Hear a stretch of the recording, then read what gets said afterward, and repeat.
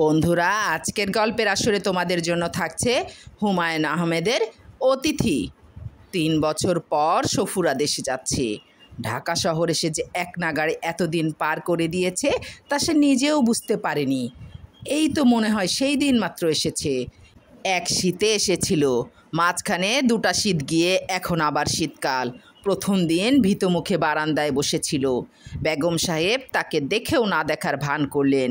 2টা সুন্দর সুন্দর বাচ্চা, রূপা লোপা, পাশেই খেলছে, অথচ তার দিকে তাকাচ্ছে না।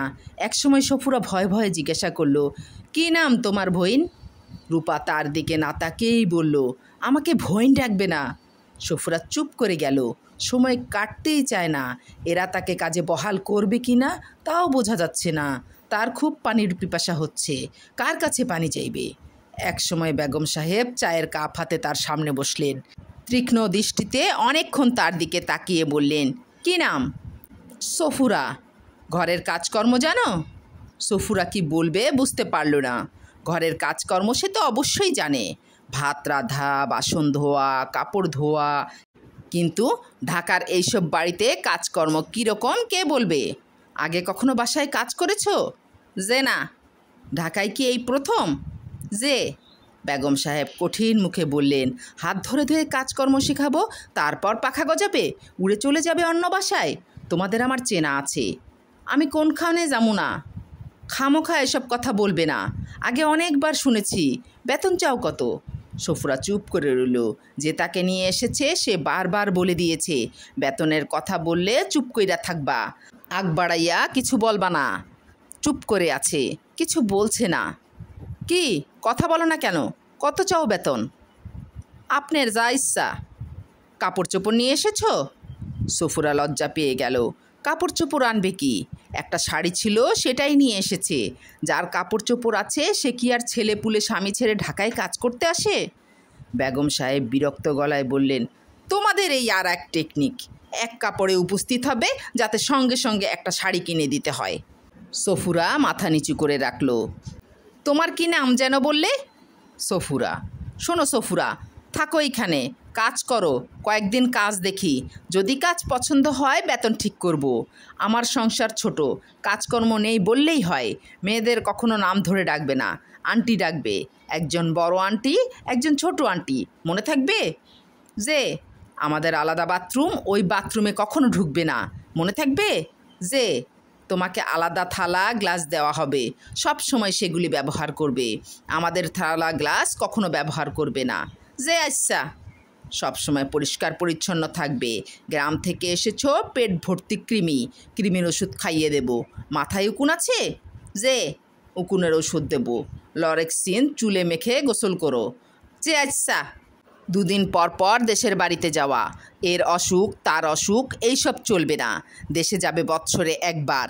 দেশের বাড়ি থেকেও প্রতি সপ্তাহে তোমাকে দেখতে লোক আসবে, তাও চলবে না। বেতনের টাকা মাসের 2 তারিখে দিয়ে দেব, মানি অর্ডার করে কিংবা কারো হাতে পাঠিয়ে দেবে। যে আচ্ছা। কাচের থালা বাসন ধরবে খুব সাবধানে। টেবিলের ওপর কাচের যে বাটিটা দেখছো, যেখানে ফল রাখা, ওই বাটিটার দাম 3000 টাকা। একটা বাটির দাম 3000 টাকা। সফুরার নিঃশ্বাস বন্ধ হয়ে এলো। 3000 টাকায় একটা গরু কেনা যায়, সামান্য একটা বাটি, তার দাম 3000। বাটিটা একবার ছুঁয়ে দেখতে হবে। সফুরা কাজে বহাল হলো। যা কিছু শেখার ছিল 7 দিনে শিখে গেল। বেগম সাহেব যে তার কাজে খুশি তাও সে 9 দিনের দিন জেনে গেল। মেঝে ভেজা ন্যাকড়া দিয়ে মুছতে মুছতে সে শুনল বেগম সাহেব টেলিফোনে কাকে যেন বলছেন, আমার কাজের মেয়েটা চটপটে আছে, কাজ ভালোই করে, শেখার আগ্রহ আছে, তবে টিকবে না। কাজ শেখা হলে অন্য বাড়িতে কাজ খুঁজবে, এদের চেনা আছে। বেগম সাহেবের কথা সত্যি হয়নি। সে কোথাও যায়নি, এ বাড়িতে আছে। গত 3 বছর দেশেও যায়নি। কয়েকবারই যাওয়া ঠিকঠাক হলো। তার এমনই কপাল, যখন দেশে যাওয়া ঠিকঠাক হয় তখনই এ বাড়িতে একটা কিছু ঝামেলা লেগে যায়। প্রথমবার ছোট আন্টির ফ্লু হলো। অসুস্থ মানুষকে রেখে যাওয়া যায় না। পরের বার জাপান থেকে কারা যেন বেড়াতে এলো, এ বাড়িতে থাকলো 1 সপ্তাহ। বাড়িতে মেহমান ফেলে সে যায় কীভাবে? তবে ওই মেহমানরা যাবার সময় তাকে একটা ঘড়ি দিলেন।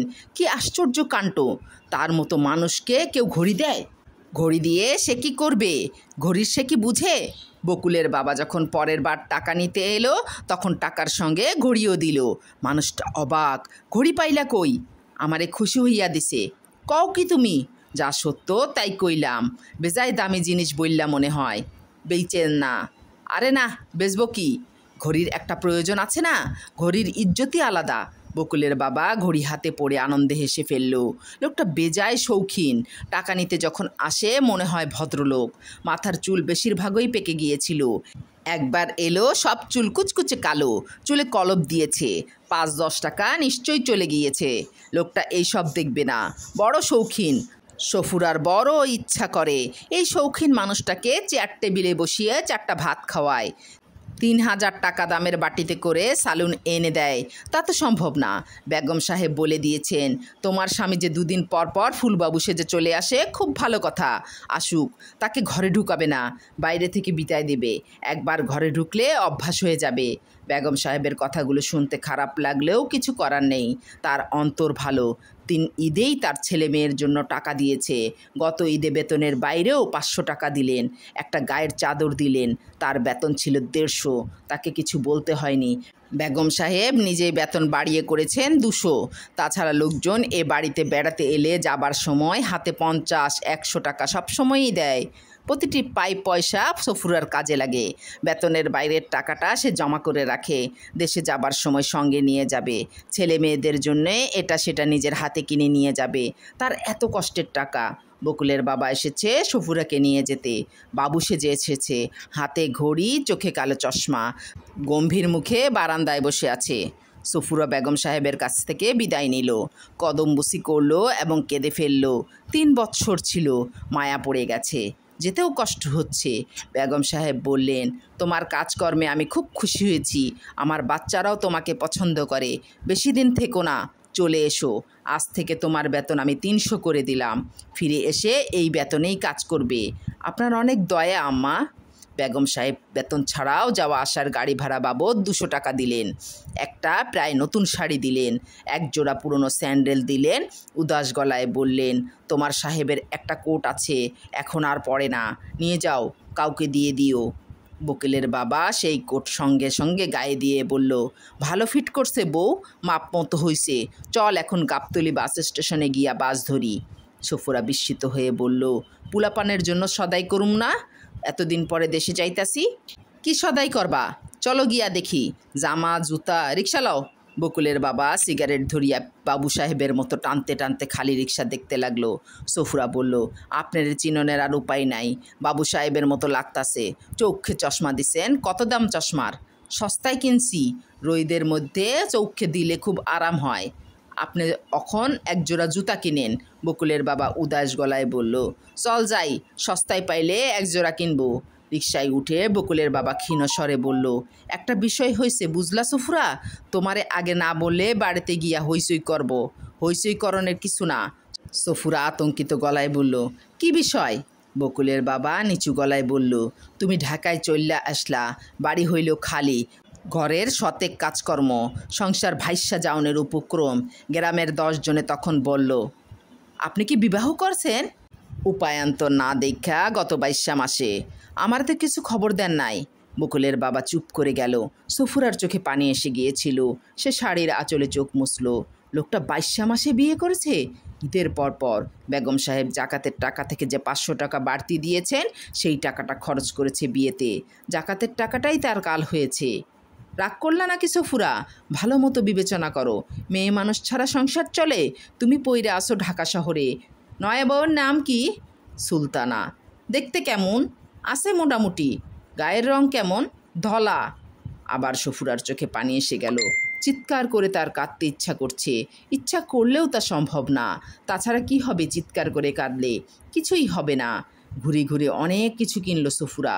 ছেলে মেয়েদের জন্য জামা, জুতা, স্নো, আলতা, একটা মশারি, চিনি, পোলাওয়ের চাল, 1 ডজন কমলা, সবার জন্যেই কিছু না কিছু কেনা হয়েছে। শুধু নতুন বউয়ের জন্য কেনা হয়নি। বেচারি মন খারাপ করবে, তার তো কোনো দোষ নাই। তাকে বিয়ে করেছে বলেই সে এই সংসারে এসেছে। সফুরা নয়া বউয়ের জন্য একটা লাল পেড়ে শাড়ি এবং কাচের চুড়ি কিনলো।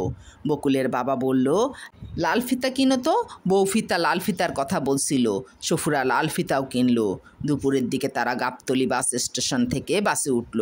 বকুলের বাবা মিষ্টি পান কিনেছে। সে বসেছে জানালার পাশে। জানালার পাশে ছাড়া সে বসতে পারে না। তার মাথা ধরে যায়। বাস ছাড়ার মুহূর্তে সে ঘড়িতে সময় দেখে, গম্ভীর গলায় বলল, রাত 8টা বাজবো। শীতের দিন বইলা রক্ষা, আরামে যাইবা। গরমের সময় হইলে খুব কষ্ট হইতো। এইটা খেয়াল রাখবা বউ, শীতকাল ছাড়া দেশে আসবা না। বেড়াইবার সময় হইল তোমার শীতকাল।